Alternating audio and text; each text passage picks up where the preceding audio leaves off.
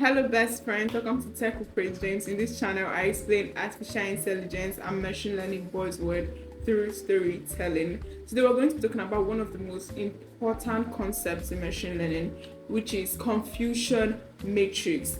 I'm not just going to throw formulas at you and call it a day. Nope. I'm going to explain it in a way that actually sticks. So make sure you stay to the end because you won't leave confused.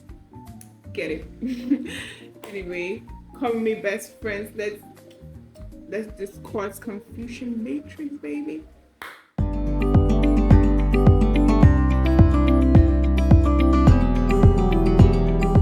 So first things first, let's define it. What is a confusion matrix? A confusion matrix is an evaluation table that shows us how well a classification model is performing.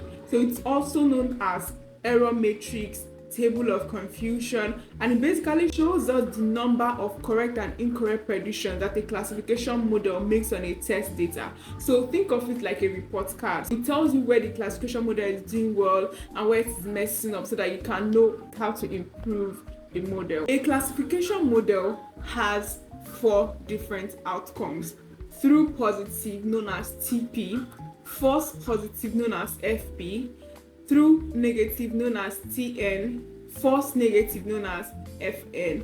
In order for you to understand this concept better, let's use a real life analogy.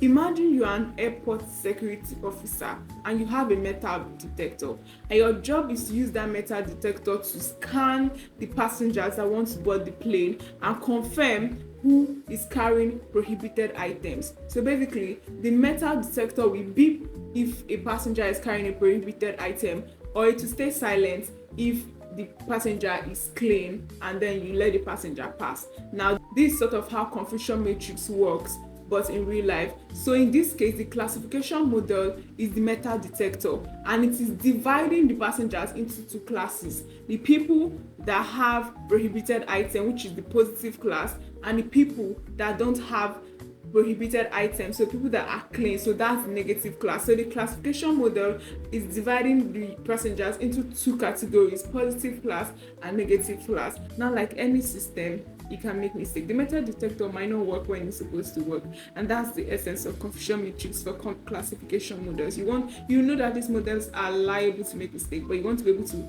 track that mistake, like I said, a report card, and be able to tell this is where it is going wrong, this is how we can fix it. So using this airport analogy, we're going to break down the 4 different outcomes of a confusion matrix. So the first one is true positive, also known as TP. So true positive is when the model correctly predicts the positive class. So in this case, is when the metal detector actually beeps and a passenger is actually carrying a prohibited item. That means the metal detector was right. It's basically like if a classification model actually says a spam mail is spam, it correctly predicts a spam mail as spam. That is the case of true positive. Number 2 is false positive, also known as FP, and this is when the model incorrectly predicts the positive class. So in the case of the airport analogy, it means that the metal detector beeped when the passenger was not carrying any prohibited item. So the detector raised an alarm when there was no threat. So it's basically like a classification model saying an email that contains discounts is spam when it is actually not spam, or when a classification model flags a transaction as fraudulent when it is not fraudulent. So that is an example of false positive scenario. The third one is true negative, and this is when a model correctly predicts the negative class. That means in the case of the airport analogy, the metal detector did not beep, and true, the passenger was not carrying anything, so it did not raise any wrong threat. It knew that, okay, I've scanned this person and there's nothing prohibited on this person. The last one is false negative, and this one the model incorrectly predicts the negative class. And this is very bad though. This is bad because in the case of the airport scenario, it means that the detector did not beep and the passenger was carrying a prohibited item. So for instance, let's say the passenger was with gun and the detector did not catch it, And now the person did not carry the gun. You know what that could mean? So that is a very bad situation for a model to be in. So in the case of machine learning, a false negative scenario would be a classification model failing to actually flag a fraudulent transaction as fraudulent. Like when you just say, oh, it's fine, there's nothing wrong here. That's bad. So false negative is not good, false positive is not good. The only good ones are true positive and true negative. So to my favorite question in this life, why is confusion matrix important? Why is it even a thing in a machine learning? Why are we having this conversation? Why should you know about confusion matrix? It's because in real life scenarios, it's very important that true positives are optimized. Remember, true positive means the model correctly classifies a positive class. Okay? Imagine a self-driving car mistaking a human being for a pole, or a disease prediction model saying someone is not ill when they are actually extremely ill. We don't want such critical scenarios that are very tragic for human lives. So that's why confusion matrix is important. It seeks out areas of improvement. You know where the classification model is performing poorly and where it is doing well. So you can optimize where it is doing well and fix where it is performing poorly.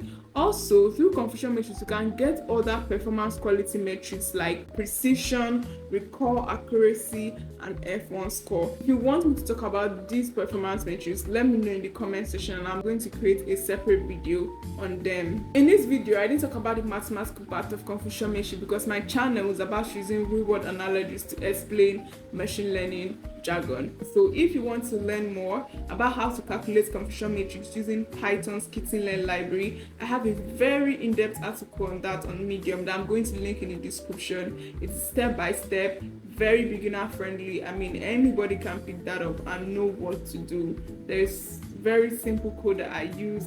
It's basically very good for someone who is new to the field and just trying to understand how confusion matrix works. I also talk about everything I've spoken about here today in more detail.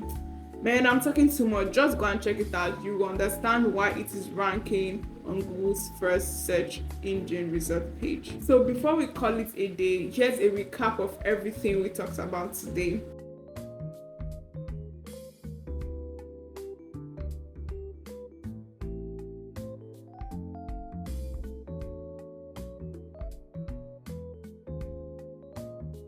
We crossed 100 subs on YouTube, by the way. Thank you guys so much. I appreciate the love and the support.